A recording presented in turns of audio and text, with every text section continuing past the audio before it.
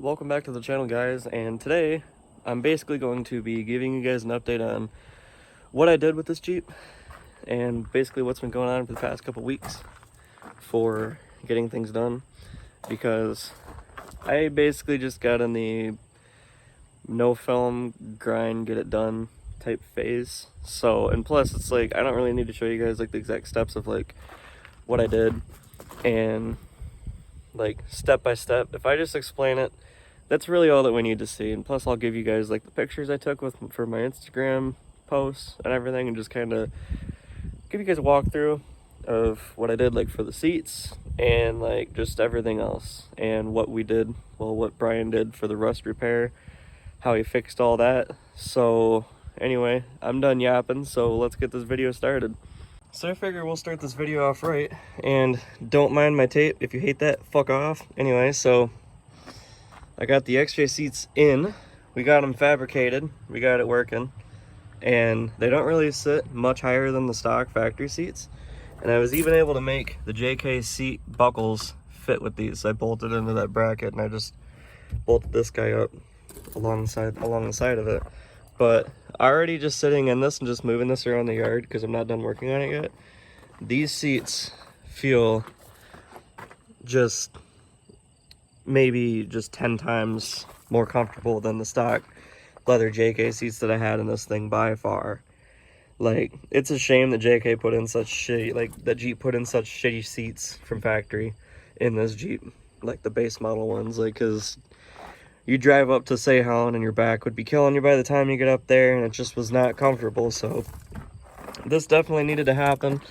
I have the plate on, so you can't really see what we did, so I'll just show you the pictures that I took. But we ended up taking square tubing. I can't remember the exact size right off the bat, but we did that, bolted the seat rails to that, and then we bolted the actual frame of the XJ seat to it, and we basically made it work. You have to basically make for sure that everything's just center and everything's level when you do this, so that way the seat will slide forward and backward perfectly fine. And this is attached to the seat, so you don't have to worry about that.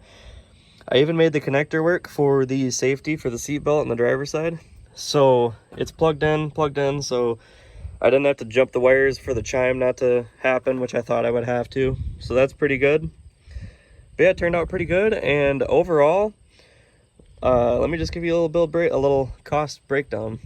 I paid 125 bucks for these seats, like I probably said in the previous video, and screw tubing was like 36 bucks, and then pretty much I just figured like miscellaneous little things like bolts I needed to get, which were like $5-6 bucks from Tractor Supply.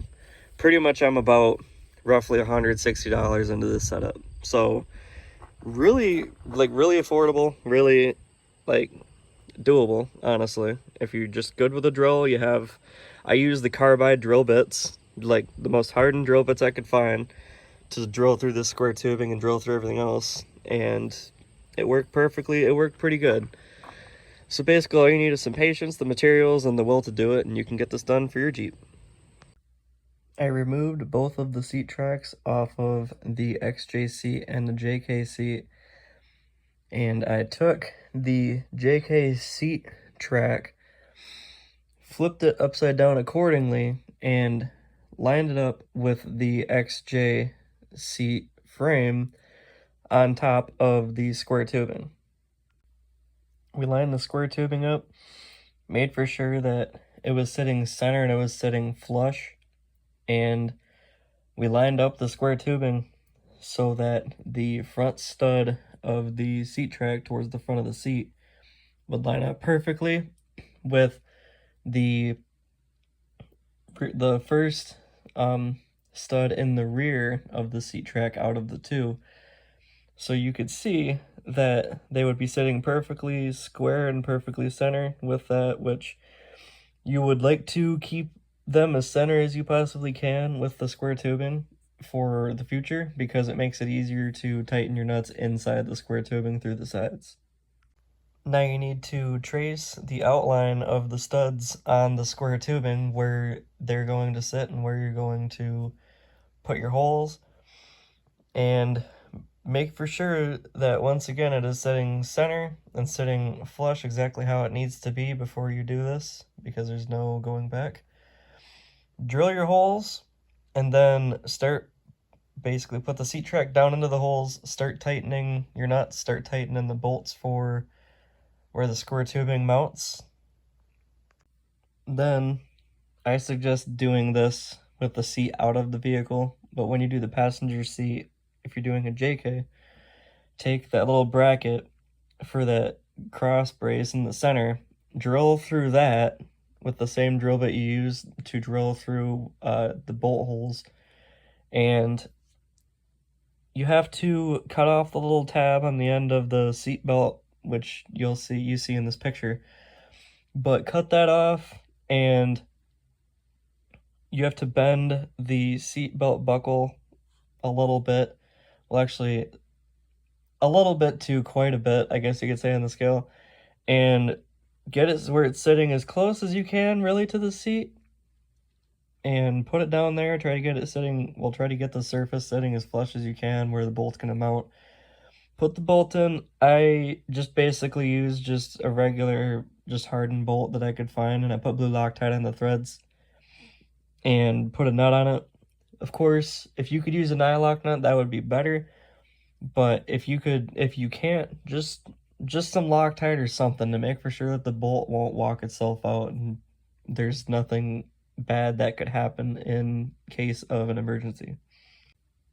So now just put your seat in and test fit it. Bolt it down, make for sure that it fits good. This seat you will leave, because the driver's seat I took out when fitting the center console back in. So then test fit the seat, bolt the seat down.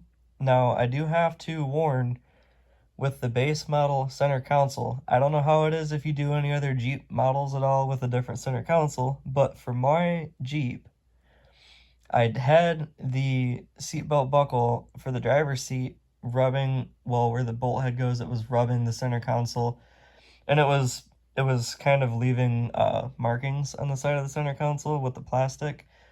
Of course, this doesn't bother me because I can't see it, and it's fine. But if you're one that you're just really meticulous about your interior trim, you may want to do this another way.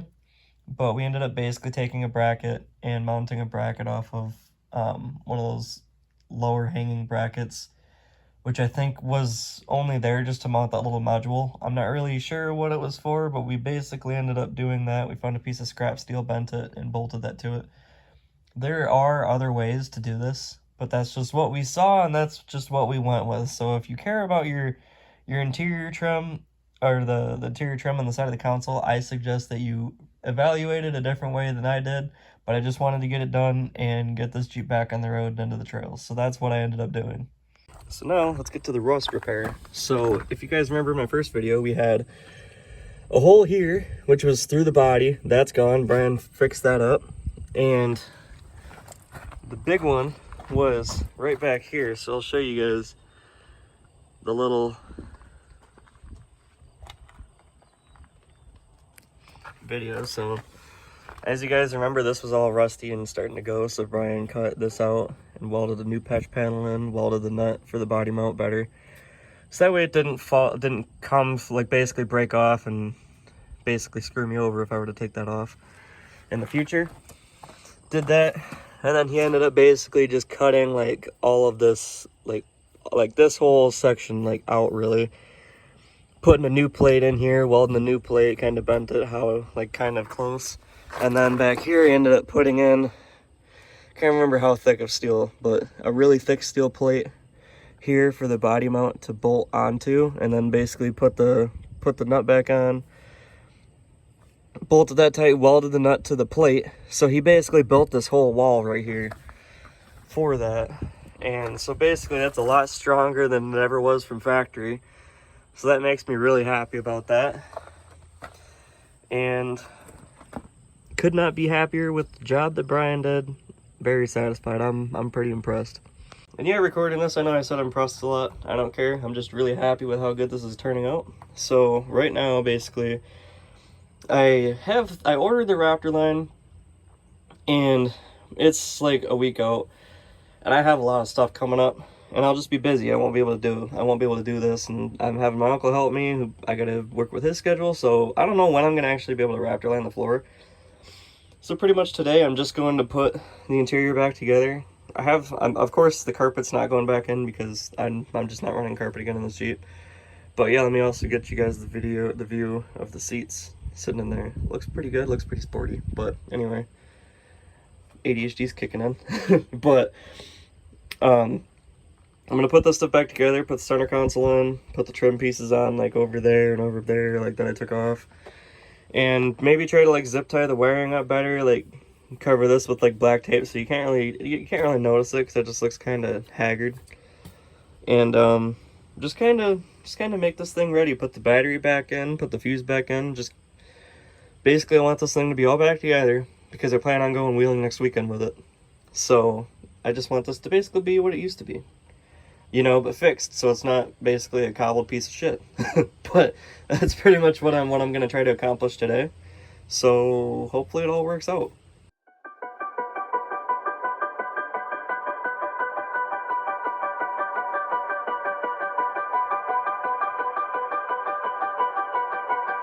Take a loss, nigga with the style out. Make a sucker take a loss, nigga with the style out. Make a sucker drop it out, nigga with the style out. Make a sucker drop it out, nigga with the style out. Make a sucker fucking baby, and your web hold it very long. Cause if I see you in my six, I catch you slipping down. I got a million ways to murder, and my thoughts are confused. The other night I did a crime and got away so smooth. To test my fucking baby, and your web hold it very long. Cause if I see you in my six, I catch you slipping down. I got a million ways to murder, and my thoughts are confused. The other night I did a crime and got away so smooth. Take a loss, nigga with the style out. Make a sucker take a loss, nigga with the style out. Make a sucker drop it out, nigga with the style out. Make a sucker drop it out, nigga with the style out. Make a sucker take a loss, nigga with the style out. Make a sucker take a loss, nigga with the style out. Make a sucker drop it out, nigga with the style out. Make a sucker drop it out, nigga with the style out. Make a sucker take a line to the game. And also I'll show you the floor pan. So it's dirty because I've been driving it for a little bit, but floor pan sitting in there pretty good. Like it's like this stuff is solid, like where you can kind of see it. Like you can't push that in. It's like this is a part of the Jeep now, pretty much. Like you can't. I'm thinking if you wanted to take this out, you'd end up having to basically cut all of the adhesive off, or basically cut this out, because this is not just coming out now. So I'm very impressed with how this with how this set up. And if I were to buy another one of these Jeeps, or just like a different Jeep in general or something that needed a floor pan and I could replace it, I would just do this, because this is so much easier than trying to weld it and shit. And I'm not that good of a welder, and it would just suck trying to weld. So that's basically the best option for me at this point, because it was just so much easier. And I mean, it's like, yeah, you need a grinder and it's gonna take you some time to grind it out, but it's honestly really a simple DIY, if you guys watched my video of doing that. So I'm pretty impressed with that. All right, finally got the interior back together on this Jeep. It is looking absolutely amazing. I am surprised at just the difference in feel and how the interior looks on this Jeep, just from changing the seats and basically removing all the carpeting. I cannot wait to drive this thing for one of the long trips, like if I go back up to Drummond, or if I go, well, when I go back up to State Holland, or anywhere that's like an hour drive. I cannot wait. And anyways, I'm done rambling. Hope you guys enjoyed the video, and subscribe, hit like, and stay tuned for more.